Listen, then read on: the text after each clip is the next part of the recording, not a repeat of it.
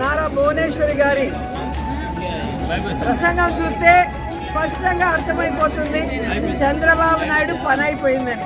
So మేము ఏదైతే ఎన్ని రోజులు చెప్పుకుంటూ వచ్చామో ఈరోజు తన మనసులో మాట, చంద్రబాబు నాయుడికి రెస్ట్ తీసుకునే వయసు వచ్చింది, ఇక ఆయన రెస్ట్ తీసుకుంటాడు, కుప్పంలో కంటెస్ట్ చేయాలని నాకు కోరికగా ఉంది అని చెప్పి భువనేశ్వరి గారు తన కోరిక బయట పెట్టడం చూస్తుంటే పాపం చంద్రబాబు నాయుడికి పని అయిపోయిందన్న సంగతి అర్థమై ఉంటుందని అనుకుంటున్నాను.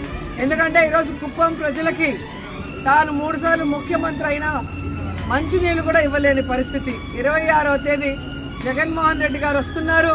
కుప్పం చిరకాల కోరిక అయిన మరి హంద్రీ నివా ద్వారా ఏ విధంగా నీళ్లు ఇవ్వబోతున్నారో కళ్ళారో చూడబోతున్నారు. అంతేకాకుండా అక్కడ ప్రజలు కోరుకున్న విధంగా మున్సిపాలిటీని చేశాం, రెవెన్యూ డివిజన్ని చేశాం. ఈరోజు మీరు చూస్తే ప్రతి కుటుంబానికి సంక్షేమాన్ని అందిస్తూ